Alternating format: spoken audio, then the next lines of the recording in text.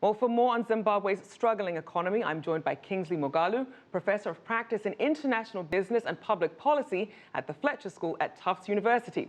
He's also the author of Emerging Africa, How the Global Economy's Last Frontier Can Prosper and Matter. Welcome to the show. Thank you. Now, as the opposition party was saying there, they're blaming Mugabe for this situation. How do you think Zimbabwe's economy got to this point? Quite clearly, Zimbabwe's economy is a victim of its domestic political instability. What's gone on in Zimbabwe over the last 20, 25, 30 years is truly unfortunate. And it's a struggle for political space in the country. Robert Mugabe was a freedom fighter who was very instrumental to Zimbabwe becoming independent from Britain. And many Zimbabweans feel a loyalty to him because of this. However, over the last 20 years, we've seen a spread of democratic freedoms across Africa, including Zimbabwe. And so the opposition has grown in strength, but Mugabe has remained consistent in insisting on his authority and his rule. Now, with that being said, you mentioned life for everyday Zimbabweans. There's obviously the drought that's hurting farming and the food supply. You have the commodities crunch at the moment. How are all these economic challenges affecting the people of Zimbabwe? Very, very seriously. I mean, life in Zimbabwe is hard. And it's complicated massively by the currency troubles that Zimbabwe has. They've never been able to, in recent years, to have a stable currency. When because of the land seizures that took place about, let's say in the early 2000s, the economy collapsed because the country could no longer provide or produce the staple foods that they were exporting. And that has led into very serious problems for the currency and led them to begin to use the currencies of other countries. But because the fundamentals are so weak, even the use of foreign currencies like the dollar and the yuan from China have not worked. And so they are now back to square one, trying to get back to their local currency, but it ran up to inflation, about 5 billion% inflation several years ago. So life's tough in Zimbabwe. Now, Kingsley, the World Bank does say in terms of the human capital that the fundamentals are there. You have a relatively well-educated workforce, you have these also abundant natural resources, but it's not translating into economic growth.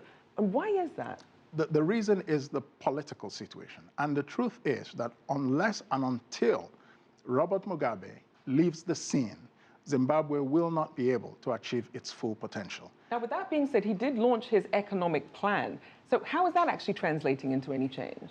They have tried to do some important reforms.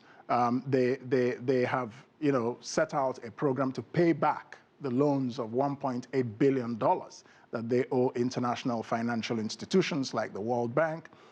They have introduced, some flexibility in their indigenization laws, where they decided that Zimbabweans will own 51% of all businesses in the mining sector, in the natural resources sector. But mind you, China and Chinese interests were exempted from this law. And, very importantly, they've now promised to begin paying back the white farmers whose lands were forcibly seized. So some important reforms are going on.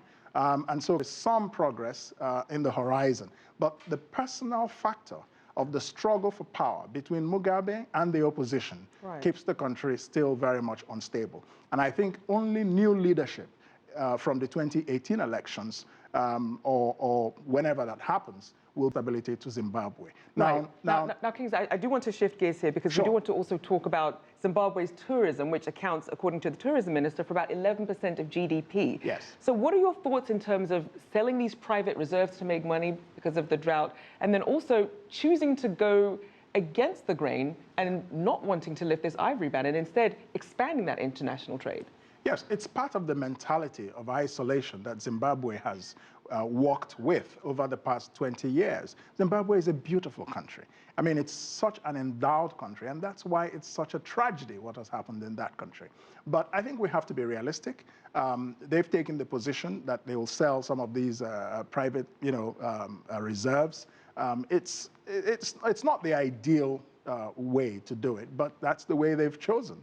But like I said, we have to be realistic in assessing Zimbabwe, and real peace and real economic progress will only come when there's true political plurality in the Zimbabwean democratic space. That's when we're going to see some change. Right. Mugabe insists on hanging on until nature calls him home. And the reality is that for now, he does seem to have majority political support. It's true, and at 92 still going strong. In Zimbabwe. Unfortunately, we are going to have to leave it there, but thank you so much for joining us. Kingsley Moghalu, Professor of Practice in International Business and Public Policy at the Fletcher School at Tufts University. Thank you again. If you like what you just saw, follow us on social media and visit our website, cctv-america.com.